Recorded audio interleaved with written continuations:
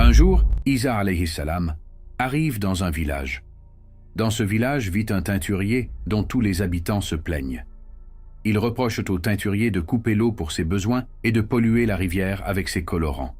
Les villageois se rassemblent et viennent tous ensemble se plaindre auprès de Isa alayhi salam en disant « Ô Isa, fais une invocation contre cet homme pour qu'il parte et ne revienne jamais. » En réponse, Isa alayhi salam fait cette invocation.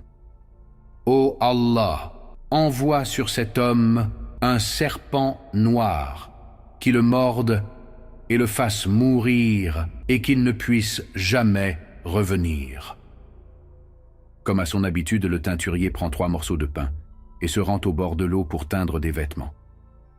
Pendant qu'il travaille, un homme pieux qui s'était retiré dans les montagnes pour se consacrer à l'adoration d'Allah passe par là.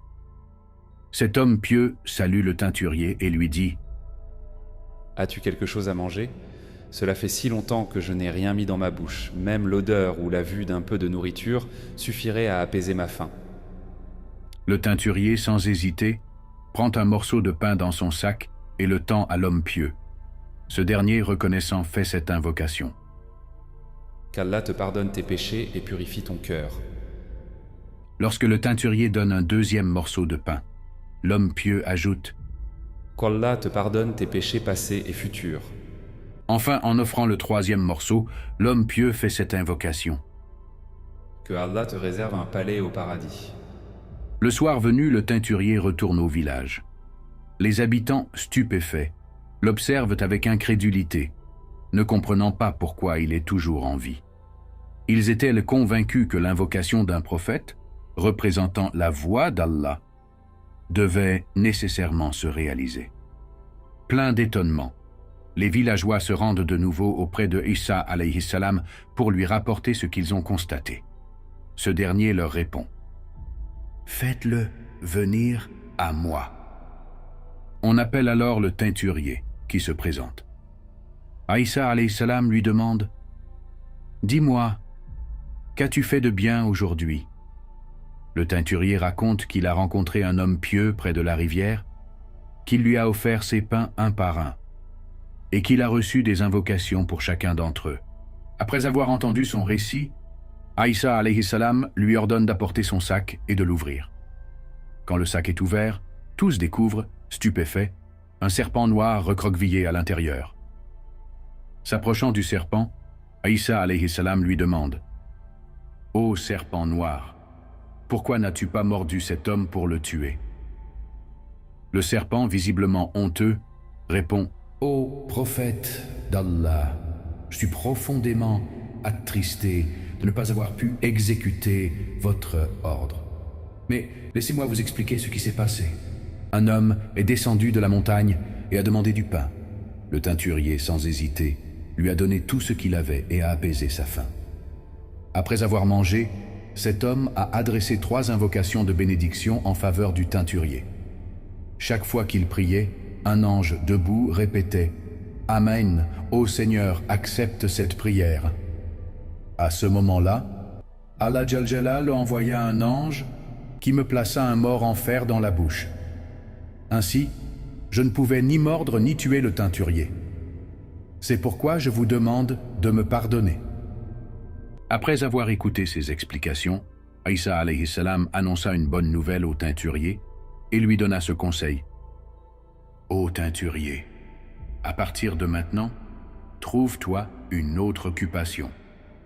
Sache qu'Allah, Azza wa Jal, t'a pardonné. » Récit de Salman al-Farisi, radiyallahu anhu. Selon Salman al-Farisi, radiyallahu anhu, Isa alayhi salam fut chargé d'appeler à la fois un roi connu pour son arrogance et son oppression dans la région de Nusaybin. Avant de s'y rendre, il décida d'envoyer quelques-uns de ses disciples en mission. Il demanda « Qui veut y aller ?» Yacoub répondit « Moi, j'irai. » Tevman et Shimon décidèrent également de l'accompagner. Shimon dit à Isa alayhi salam « Ô esprit d'Allah, permettez-moi de venir aussi. Mais si je me retrouve en difficulté et que je vous appelle, ne privez pas votre regard et votre aide de moi. » Tous trois partirent ensemble. À l'entrée de la ville, Shimon resta en dehors et leur dit « Si vous avez besoin d'aide, je viendrai. » Yacoub et Tevman entrèrent dans la ville, réunirent les habitants et les appelèrent à l'unicité d'Allah subhanahu wa ta'ala. Cependant, le peuple, influencé par de mauvaises croyances sur Maryam et Aïssa alayhi salam, rejeta leur appel avec violence et alla jusqu'à les maudire. Tevman fut conduit devant le roi, qui ordonna qu'on lui coupe les mains et les pieds, qu'on lui crève les yeux et qu'on le jette en prison. Pendant ce temps, Shemun entra secrètement dans la ville, gagna la confiance du roi et devint l'un de ses proches conseillers. Un jour, Shemun demanda au roi la permission de parler à Tevman en prison. Le roi accepta. Shemun alla voir Tevman et fit comme s'il ne le connaissait pas. Il lui demanda « Ô homme, que dis-tu » Tevman répondit « Aïssa alayhi salam est le serviteur et le messager d'Allah. » Leur conversation continua ainsi. « Shemun, quelle est la preuve de ce que tu dis » Tevman, il guérit toutes les maladies. Shemun, les médecins peuvent aussi le faire. Y a-t-il une autre preuve? Tevman, il connaît ce que les gens mangent et ce qu'ils cachent dans leur maison. Shemun, les devins peuvent aussi faire cela. Une autre preuve? Tevman, il façonne des oiseaux en argile et leur donne vie. Shemun, les magiciens font également des choses similaires. Y a-t-il autre chose? Tevman, il ressuscite les morts. Shemun, cela dépasse le pouvoir humain. Appelons alors Aïssa. S'il ressuscite les morts, nous croirons en lui. Le roi approuva cette idée et envoya chercher Aïssa alayhi salam. Ce dernier arriva à Nusaybin et fit comme s'il ne connaissait pas Shemun. Ce dernier proposa au roi de tester Aïssa alayhi salam en ressuscitant un mort. Ils amenèrent alors Tevman. Quand Aïssa alayhi salam passa ses mains sur les bras et les jambes mutilées de Tevman, ceux-ci redevinrent comme avant, parfaitement guéris. Ensuite, il passa ses mains sur les yeux aveugles de Tevman, et ils retrouvèrent leur vision. Shemun, se tournant vers le roi, déclara « Voilà une preuve éclatante de la prophétie. » Shemun proposa ensuite à Aïssa alayhi salam « Ô Aïssa, peux-tu dire à chacun ici, présent, ce qu'il a mangé et ce qu'il a caché chez lui, aujourd'hui ?»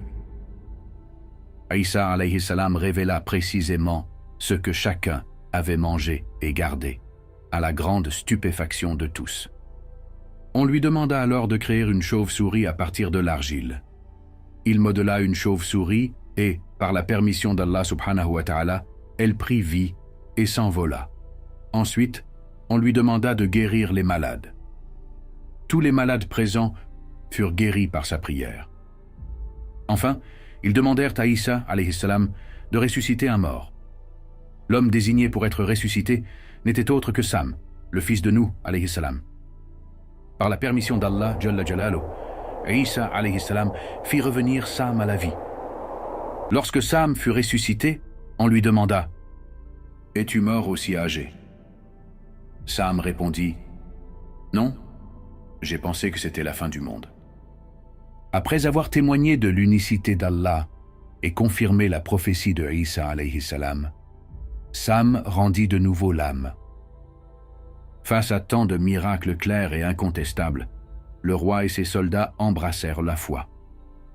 Un jour, les disciples dirent à Isa alayhi salam « Ô Isa, fils de Maryam, ton Seigneur peut-il nous faire descendre une table servie du ciel ?» Isa alayhi salam répondit « Ô Allah, notre Seigneur, fais descendre sur nous une table servie du ciel, qui sera pour nous une fête, pour les premiers comme pour les derniers parmi nous, et un signe venant de toi. Accorde-nous notre subsistance, car tu es le meilleur des pourvoyeurs. » Allah Azza wa Jal exauça cette invocation, et fit descendre une table portant de la viande et du pain. Ils mangèrent, mais ne purent y la terminer tant elle était abondante. Isa alayhi salam les avertit. Tant que vous ne prendrez rien de cette table pour l'accumuler ou le conserver, elle continuera de descendre. Cependant, dès le lendemain, certains prirent de la nourriture pour la stocker. D'après les récits, la table apportée par des anges contenait 7 pains et 7 poissons. Les anges la déposèrent devant les disciples, et 5000 personnes mangèrent à satiété. Plus ils mangeaient, plus la nourriture augmentait.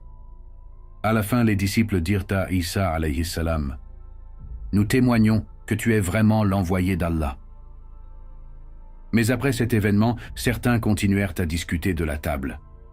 Ceux qui n'étaient pas présents dirent « Aïssa a ensorcelé nos yeux ». Ce doute conduisit une partie d'entre eux à l'égarement et au rejet de la foi. Ceux qui sombrèrent dans la mécréance furent transformés en porcs. Aucun enfant ni aucune femme ne fut touché par ce châtiment.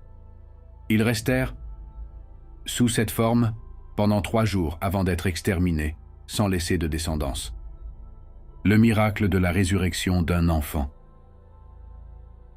Un jour, alors que Isa alayhi salam jouait avec des enfants, un jeune homme s'approcha et frappa violemment l'un des enfants avec son pied, le tuant sur le coup.